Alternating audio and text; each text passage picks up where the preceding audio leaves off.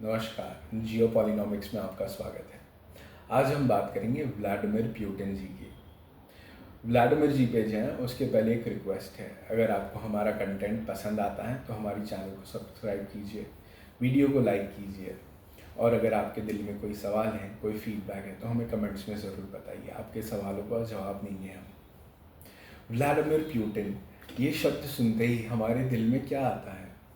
तानाशाह, युद्ध थोपने वाला, या एक इकोनॉमिस्ट, देश बनाने वाला, स्टेट्समैन? बहुत सारे अलग अलग शब्द हैं इनके लिए। एक काम करते हैं, इन्हें डिकोड करते हैं। व्लादिमीर पुतिन जी जब 12 साल के थे तभी उन्होंने जूडो सीखा, सैम्बो सीखा। ये मार्शल आर्ट्स के वो फॉर्म्स हैं जिसमें अपने प्रतिद्वंदी को, अपोनेंट को उसी की ताकत यूज़ करके थका दिया जाता है, धक्का देके, गिरा के उनकी ताकत को छीन लिया जाता है और फिर उन पे जीत हासिल की जाती है। 12 साल की उम्र में इस बच्चे ने ये कला सीखी थी और आज भी इनके कई फैसलों में ये कला दिखती है। जब बड़े हुए तब लॉ पढ़ा, 1975 में लॉ ग्रेजुएट किया और 1975 में जब लॉ ग्रेजुएट किया तभी रशिया नहीं, एक सोवियत संघ था, वामपंथी देश था। वामपंथी देश में रहते हुए, पढ़ते हुए उनका थीसिस था most favoured nation trading. Free trade सीखना चाह रहे थे तब। फ्री ट्रेड के ऊपर थीसिस लिखा था ग्रेजुएट होते होते। तभी उनके एक प्रोफेसर थे, एनाटोली सोबचैक, जिनका उनके व्यक्तित्व पे बहुत गहरा असर रहा है, जो पुतिन को पुतिन बनाने वाले भी रहे हैं। और यही सोबचैक जी आज की तारीख के रशिया के कॉन्स्टिट्यूशन के को ऑथर भी रहे हैं। 1975 में पुतिन जी ने तब की केजीबी ज्वाइन की। जैसे इंडिया में रॉ होती है तभी रशिया में केजीबी थी, वहाँ की इंटेलिजेंस विंग। और वहाँ पे कई अलग अलग डेस्कों पे उन्होंने काम किया, कहीं देशी कहीं विदेशी। पर सोवियत संघ में रहना, वहाँ की इंटेलिजेंस में काम करना, ये पेट्रियाटिज्म तो सिखा देता है पर अपने देश के प्रति एक वफादारी भी सिखाते हैं। मैं ये नहीं कह रहा कि उसके पहले वफादार नहीं थे, काफ़ी वफादार है, नेशनलिस्ट हैं पुतिन जी। पर उनका जो आज का व्यक्तित्व है वो उनकी काम की छवि, जो वो सीखे हैं, जो स्किल्स उन्होंने अपने प्रोफेशनल करियर में सीखी हैं, वो आज उनके फैसलों में दिखाई देती है। इतना लंबा करियर, 1975 से 1990s तक का करियर जो उनका था वो इंटेलिजेंस सर्विसेज में रहा। कई अलग अलग देशी, खुद के देश के, बाहर के देश के अलग अलग पदों पे रहे हैं, अलग अलग चीज़ें सीखी हैं, अलग काम किए हैं, बहुत किया है। 1990 आते आते होता क्या है, सोवियत संघ गिर जाता है और उसकी जगह पे रशियन फेडरेशन आता है। बहुत सारे लोग जो फ्री ट्रेड में मानते थे, जो अलग सोच में मानते थे, पावर में आ जाते। उसमें से ही एक हैं सैपचॉक जी। वो तभी सेंट पीटर्सबर्ग की मेयर का चुनाव जीत जाते हैं और पुतिन जी को आमंत्रित करते हैं। और काम क्या देते हैं पुतिन जी को कि जो भी पुरानी सोवियत संघ की एसेट्स थी उनको आज के नए रशियन फेडरेशन में ट्रांसफ़र करना। बखूबी पुतिन जी ये काम करते हैं। 1996 आते आते पुतिन जी को आज की रशिया की जो इंटेलिजेंस विंग है, FSB, उसका मुखिया बना दिया जाता है। अब देखिए, 1990 में सोवियत संघ गिरता है, 1996 में वो इंटेलिजेंस सर्विसेज के मुखिया बनते हैं पुतिन जी। इस समय के दौरान जो इंटेलिजेंस सर्विसेज थी वो काफ़ी कमज़ोर हो चुकी थी। उसको रिफॉर्म करते हैं, उसको ताकत देते हैं, एक नई दिशा देते हैं पुतिन जी। 1996 से लेके 1999 तक का उनका जो करियर है वो इंस्ट्रूमेंटल है। ये 3 सालों में वो अपने आप को रशिया की पॉलिटिक्स के एक कद्दावर नेता के रूप में साबित करते हैं। पुतिन जी वो राजनीतिक विकल्प बन के सामने आते हैं जो रशिया की जनता कई सालों से देख रही थी। 2000 आते आते प्रेसिडेंट बन जाते हैं। प्रेसिडेंट बनते ही पहला काम क्या करते हैं, रशिया को 7 डिविजन्स में बांट देते हैं। 7 डिविजन्स में बांट के हर एक डिवीज़न का एक हेड बनाते हैं जो डिवीज़न का ध्यान रखेगा। और अगर हम याद करें 2000 से 2010 तक का ये दशक जो एक ऑयल गोल्ड रश कहा जाता है, वैसा दशक है जहाँ तेल ने बहुत पैसा बना के दिया। एक तरह से 2007 तक it was called as a golden age of 2000s, जहाँ पे हर बंदा पैसा बना रहा था। वो तेल का पैसा था, तेल के दाम बढ़ते जा रहे थे।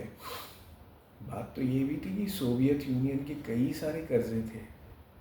प्यूटिन जी ने तेल के रेवेन्यू से 2005 तक सारे कर्जे चुका दिए। अपनी पहली टर्म में प्यूटिन जी एक रिफॉर्मिस्ट थे जिन्होंने फाइनेंशियल डिसिप्लिन रखा, इंडस्ट्री फ्रेंडली थे, इंडस्ट्रियाँ बनाई, इंडस्ट्री को स्थापना की, उनको बढ़ावा दिया। 2000 से साल 2016 के बीच में एक एवरेज रशियन की जो इनकम है वो 4.5 टाइम्स बढ़ी है। मतलब 2000 में अगर मैं 100 रुपये कमाता था तो आज मैं 450 रुपये कमा रहा हूँ। इतना इजाफा हुआ एक रशियन की वेल्थ में। हाँ, पर बच्चे ने सीखा क्या था? सीखा ये था कि अपने ओपोनेंट को उसी की ताकत इस्तेमाल करके मारूंगा, अपने ओपोनेंट को हराऊंगा। ये भी सीखा था उन्होंने कि रशिया जो रशियन कल्चर है, जो रशियन प्राइड है, वो प्राइड बरकरार रहनी चाहिए, अमर रहनी चाहिए। काफ़ी प्राउड रशियंस होते हैं। रशियंस को अगर आप मिलें तो बहुत फ्रेंडली होते हैं, अपने आप पे बहुत गर्व करते हैं। क्यों ना करे गर्व, ऐसी जगह पे रहते हैं जहाँ पे रहना मुश्किल है। रशिया में कुछ ऐसी जगह है जहाँ 12 महीने सिर्फ बर्फ़ ही बर्फ़ होती है, और कहीं ऐसी जगह है जो बर्फ़ के रेगिस्तान है। वैसी जगह पे रहना, बरसों से रहना, सदियों से रहना, तो एक तरफ का गर्व होता है। इट्स सिविलाइजेशनल प्राइड जो वहाँ के लोगों को है। प्यूटिन भी उनमें से एक है। और जब ये प्राइड को कुछ क्षति पहुंचाने लगता है तो किसी को पसंद नहीं आता। प्यूटिन जी एक प्राउड रशियन थे। अमेरिका तो पहले से वैसे रशिया के अगेंस्ट ही रहा है, पर जब पुराना सोवियत संघ खत्म हो चुका था उसके बाद जो अमेरिका ने नॉर्थ अटलांटिक ट्रीटी ऑर्गेनाइजेशन को धीरे धीरे पूर्व की तरफ बढ़ाया, रशिया ने कई बार कहा पसंद नहीं आ रहा, हम हमारी बॉर्डर्स पे नहीं चाहते। आज भारत की बॉर्डर पे कौन चाहेगा कि कोई बड़ा जमघट आके बैठ जाए? हम भी नहीं चाहेंगे हमारी बॉर्डर्स पे ये सब आना। तो जाहिर सी बात है उनको पसंद नहीं आएगा। पसंद नहीं आ रहा था, प्लस रशियन प्राइड। तो 2014 में उन्होंने क्राइमिया पे हमला कर दिया, क्राइमिया ले लिया वापस। फिर अभी कुछ साल पहले उन्होंने यूक्रेन पे युद्ध किया। युद्ध उनको कोई टेरिटोरियल इंटीग्रिटी की वजह से कोई युद्ध नहीं किया, युद्ध सिर्फ यही मैसेज देने के लिए किया था कि भाई ये नेटो का जो ईस्टवर्ड एक्सपेंशन है पसंद नहीं आ रहा हमें, हमारा टेरिटोरियल कोई ये नहीं, हम ये नहीं चाहते कि आपके काम में हम टांग अड़ाएं। हाँ, रशिया एक अपने आप में सुपर पावर बनना चाहता है, वो अलग बात है, वो अपने तरीके से करता भी है। पर जब दो सुपर पावर्स एक दूसरे के सामने खड़े हो जाए तो युद्ध तो होना है, उसे कौन टाल सकता है। और अगर आप मेरे घर के बाहर डेरा जमघट लगाओगे तो भाई मैं भी तो घर के दरवाजे खोल के आपके ऊपर फायरिंग करूंगा। वही उन्होंने किया। जो रशियन स्पीकिंग एरिया थे यूक्रेन में वो उन्होंने वापस लिए। सही किया गलत किया, मैं ये नहीं कह रहा हूँ सही किया या गलत किया, मैं एक व्यक्तित्व बता रहा हूँ उनका कि 12 साल की उम्र के बच्चे ने ये सीखा था कि भाई अगर तेरे में ताकत है तो मैं तेरी ही ताकत इस्तेमाल करके तुझे मारूंगा। तो आज वो वही कर रहे हैं। अमेरिका की ताकत क्या थी? Petro dollar.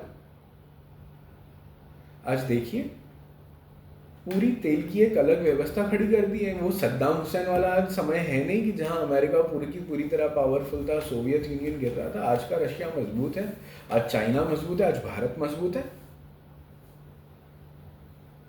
तो जितनी जल्दी अमेरिकन ये समझ सकें कि पेट्रो डॉलर वाला इक्वेशन और पेट्रो डॉलर वाली सुप्रीमेसी खत्म हो चुकी है, उतनी जल्दी हमें शायद ये युद्धों से भी छुटकारा मिल जाएगा। प्यूटिन जी इस चीज़ को चैलेंज करने में सफल रहे हैं। युद्ध जब उन्होंने यूक्रेन में किया तो यूरोप ने क्या किया कि भाई जितनी भी रशियन एसेट्स थे यूरोप ने उसको फ्रीज कर दिया। प्यूटिन जी ने भी सामने वही किया। जितनी फैक्ट्रीज थी यूरोप की रशिया में वो सारी की सारी नेशनलाइज कर दी। अगर आपने मेरे बिलियंस रोक दिए, मैं आपके बिलियंस रोक दूंगा। आपके एसेट्स मैंने अपने आप कर लिए अपने पास। प्यूटिन जी एक पॉलिटिशियन है। पॉलिटिशियन अच्छा भी होता है, बुरा भी होता है। मैं ये नहीं कहता उन्होंने अच्छे ही अच्छे काम किए या बुरे ही बुरे काम किए हैं इस वजह से वो आगे आए, पर उन्होंने जिस वक्त उस देश को एक राजनीतिक विकल्प की ज़रूरत थी वो विकल्प उन्होंने उस देश को दिया है। 4.5 टाइम इनकम बढ़ाई है, डेट खत्म की है। कुछ बुरी चीज़ें भी की होंगी, शायद हमें पता नहीं। आज भी थोड़ा वो टॉप डाउन अप्रोच है रशिया में, सारी खबरें बाहर आती नहीं है। अगर कोई खबर आती है तो आपको ज़रूर बताएंगे। बट ये है मिला जुला व्यक्तित्व प्यूटिन जी का, और इसी को आज हमने डिकोड किया। नमस्ते।